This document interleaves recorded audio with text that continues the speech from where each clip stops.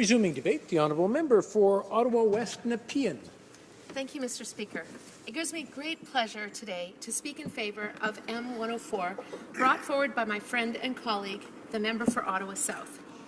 The management and protection of the Ottawa River is a key priority for all Canadians, especially those of us who are proud to call the Ottawa River Watershed home.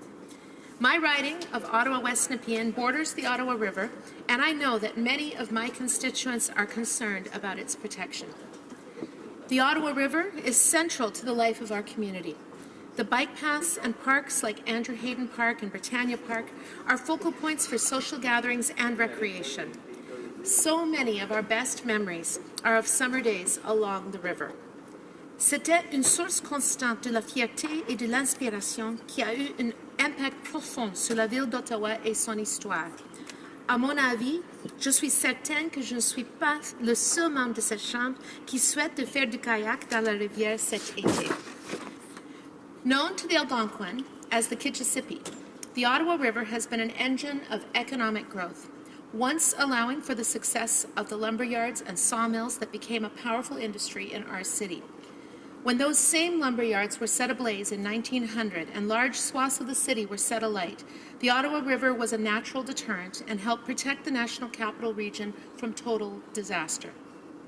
Before that, it was an important path for the coureurs du bois and fueled the Canadian fur trade. With the construction of the Rideau Canal, it once played a role in our national defense. Now, it is a source of pride as a UNESCO World Heritage Site.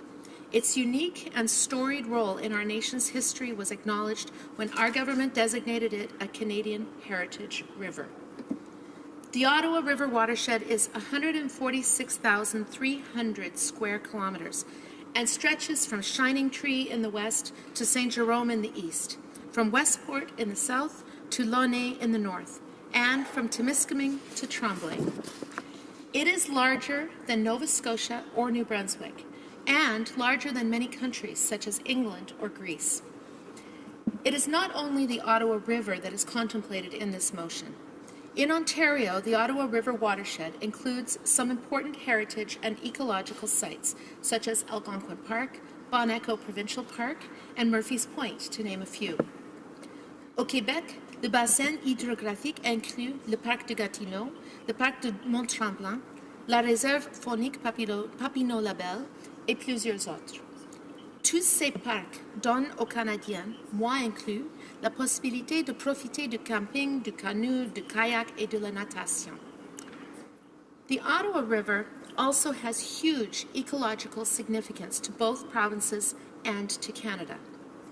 According to the Nature Conservancy of Canada and Ottawa Riverkeeper, it is home to at least 24 provincially or nationally imperiled species, including least bittern, spotted turtle, and American ginseng. Its microclimate, sand, and limestone substrate sustain rich wetland and forest, habitats that support a diversity of fauna and flora. Our region hosts one of the most biologically diverse ecosystems in Canada. The Ottawa River is also home to a unique and diverse fauna of freshwater mussels. According to the Canadian Museum of Nature, this unique freshwater mussel fauna includes a minimum of 14 different species, each one linked to a specific fish host, which ensures the upstream and downstream dispersal of the mussel's specialized Glochidia larvae. In many areas of the Ottawa River, the density of freshwater mussels on the bottom commonly exceeds 100 individuals per square meter. Currently, the Ottawa River Regulation Planning Board is the only governance body for the Ottawa River that includes both federal and provincial representatives, including Ontario Power Generation and Hydro-Quebec. The primary goal of the board is to provide protection against flooding along the Ottawa River and its tributaries, as well as to maintain the interests of various users, particularly those involved in hydroelectric energy production. However, its mandate is not either to protect the environment or to bring together all levels of government and stakeholders on both sides of the river. The motion we are discussing today proposes a study about the creation of an Ottawa River Watershed Council that would have a much broader mandate than the Ottawa River Regulation Planning Board and would involve a more diverse array of stakeholders.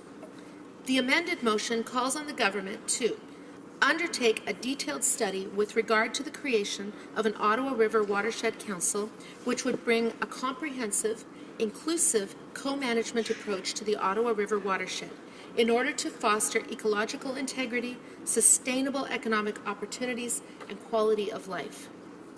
The Ottawa River Watershed Council will be a venue that will bring together different levels of government: federal, provincial, municipal, and Indigenous.